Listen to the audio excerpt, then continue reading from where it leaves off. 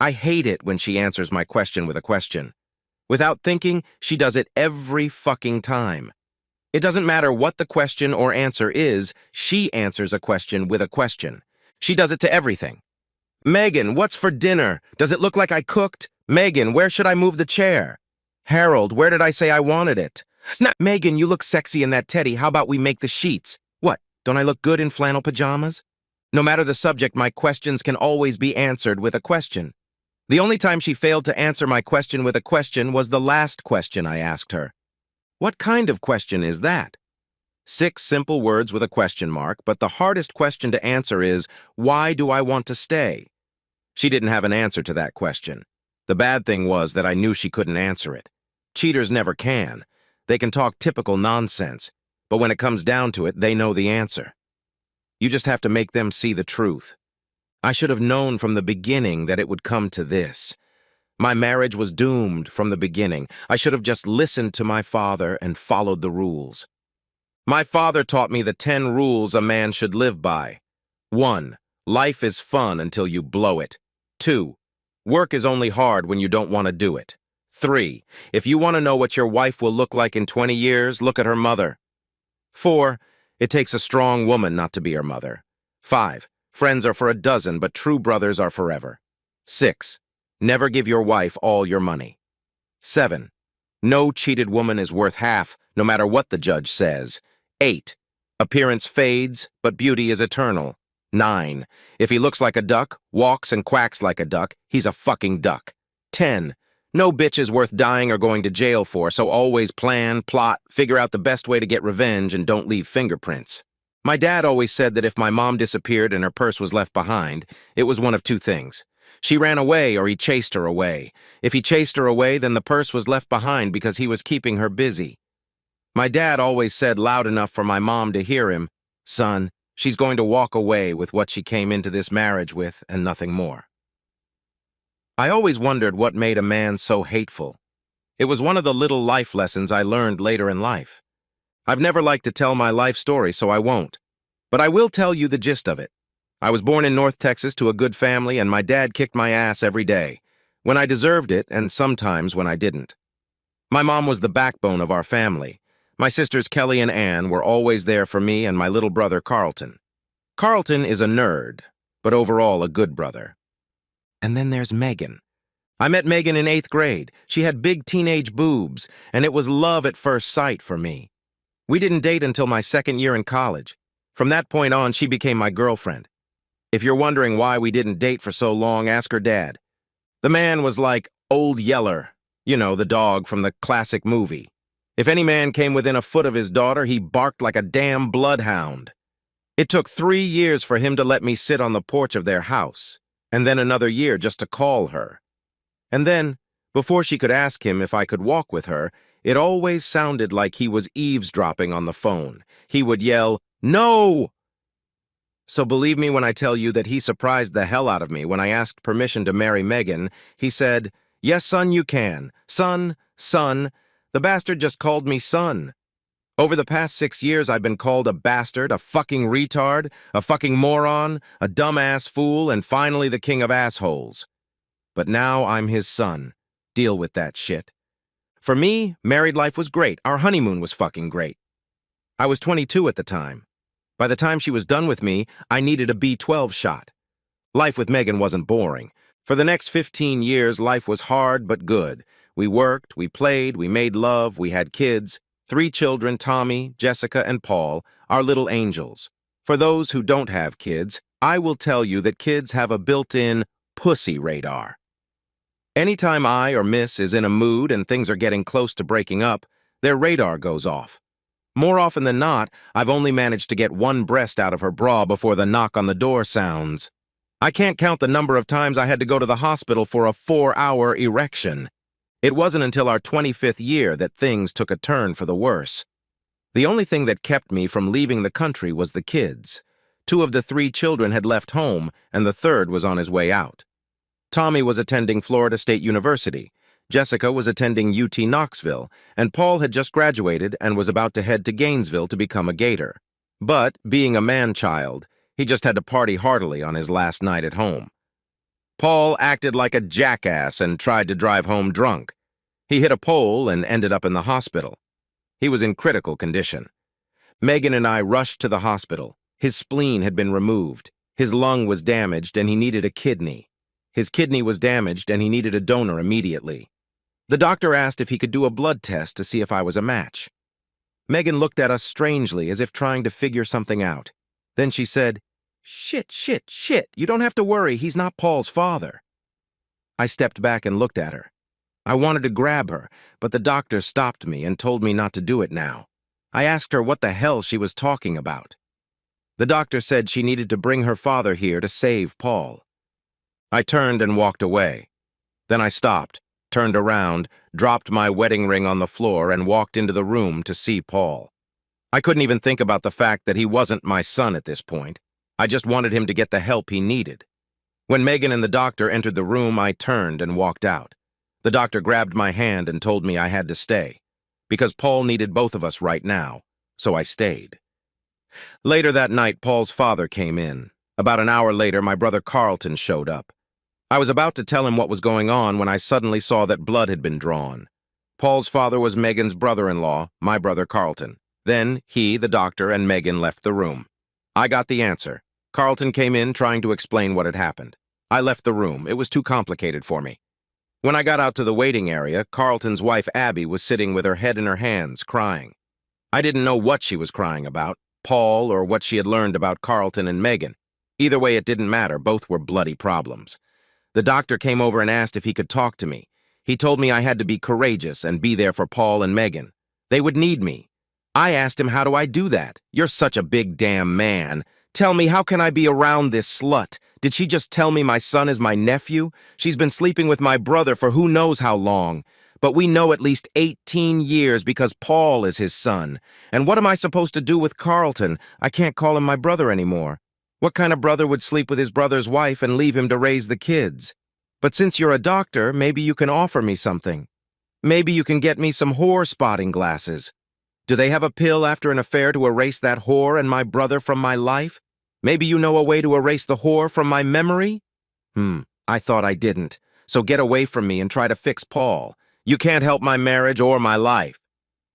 Doc shook his head, then turned around and walked back to Paul's room. I walked over to Abby and asked what Carlton had told her. She said that all 3 of my children were his. Carlton said that Megan had told him that I was infertile. This was new to me. How would she know? I had only been in the hospital for one thing, and I was 10 years old at the time. Something was going on, and I needed to find answers. As early as 11:30 a.m., the doctor told us that Paul was going to be fine. Carlton's kidney was a perfect match. I was headed for the exit when Megan and the doctor ran up to me just as the door was closing. Megan wanted to grab me, but the doctor stopped her. I would have spit in her face. Megan asked where I was going. What about our son Paul? I got a laugh. Our son? I turned around and walked away. I got home around 2:30 that afternoon, stopping by Home Depot to pick up a couple sets of locks. I changed the locks on the house, then I started packing Megan's clothes. I had time to pack 4 bags before the first phone call rang. It was her dad, who wanted to come over and talk before I did something stupid. Like, what did I ask him to do? Come on, Dad, what reason could I have to do something stupid? Before he could say a word, I slammed the phone down. As I packed Megan's things, I thought about Paul and everything that had happened. It brought me back to long discussions in psychology class. Nature and nurture, whether DNA made Paul my son. Absolutely, in my heart, he was mine. From the first moments of his life, from his first steps, from the first time he caught a soccer ball, his first fight, his first date, his first kiss, talking to him about the birds and the bees. All of those things made him my son, didn't they? But when he really needed a father, the truth was that I wasn't one. When he needed blood and kidneys, which I would have gladly given him, I couldn't. The moment he really needed help, I could only sit by because Megan turned out to be a cheating whore. The moment the doctor said he needed a kidney, he was not my son. My family name will continue, but what will happen to my branch of the family tree? There will be no Harold Paxton branch. Of course, there were 7 sprouts on the Carlton branch, 4 children by Abby and 3 children by Megan, which made Carlton the family stud. I had to stop thinking for a while because I was giving myself an indulgence. I walked over to the refrigerator, grabbed a beer, and sat down in the chair. I was just turning on the TV when I heard cars pulling up to the house. I didn't move. I sat there drinking my beer and listening to them banging on the door. It sounded like there were 4 or 5 people there. They had been knocking for about 10 minutes when Megan pulled up. I think it was my dad who told her to open the door with her key. I bet they were really surprised when the key didn't work. I finished my beer, grabbed my gun from the table, walked over and unlocked the door. I asked my father what they wanted. My father asked, "Why?" Because I had a gun. I told him it was to scare off the uninvited guests. I asked them again, "What do they want?" My father was the spokesman. He asked if they could come in and talk to me. I replied that sure, but only if Carlton and Megan weren't with them. Megan was sitting on the porch crying, and Carlton was about to show me what a man he was until he heard me pull back the bolt on my Desert Eagle. I think that's when they realized it wasn't going the way they thought it would. For the next 2 hours, they laid out everything they knew except for Abby and me. I couldn't believe that these people were my relatives. Abby understood how Megan felt. My father, the man who taught me how to deal with a cheating wife, now wanted me to live with one. Strange how grandparents can cloud your judgment. Son, she did what she had to do to give you the family you wanted. You need to calm down and understand how Megan felt. I didn't understand, and I wasn't going to. I was done. Screw them all. I will never understand why a woman who wants a child has to go and make love to achieve her goal. Is there any difference for a man who wants a child with his wife only to find out she can't give it to him? Oops, I forgot that only women are allowed to cheat under these rules. It seems only another woman can understand what it's like to not be able to have a child. I guess men don't want families. They don't want to watch their child grow in their significant other's belly. They don't get the joy of taking care of their loved one, their other half, for a lifetime. I guess I'm not a man then because I'm not supposed to cause pain. They talked nonsense, and it was exactly nonsense about how I needed to think about children and how to keep my family together. They told me crap about how a woman doesn't feel complete if she can't have children, and that women are emotional beings and need to procreate. And then they started telling me that it was a blessing for everyone. That's when I lost my temper and told them all to get the hell out. She's a fucking cheating whore, and she bore my brother children. That's a blessing. If it's a blessing, then I need to change my beliefs. Turns out my mom told her I couldn't have kids because I got yellow fever when I was 10. She told Megan but forgot to tell me, which mom. After I put them all out, about an hour later, the kids showed up. They told me that Megan had called them, but told them to come to her parents' house first. They got home first. I spent the next hour explaining to them what had happened, holding nothing back. Jessica didn't believe it. She called and made an appointment to get blood for DNA testing. Then she was going to meet with Megan. Tommy said it didn't matter because I was his father no matter what. But he went along with Jessica's plan because he needed to know. The next day, we all went to the hospital and checked Paul's condition, and then had blood drawn for testing. After that, Jessica went to Megan's, and Tommy and I watched Paul for a few hours, and then went back to the house. Needless to say, the next few days were very tense in the house. On the 3rd day, we got a call from the hospital. The results had come back. It turned out that mine was only Jessica's.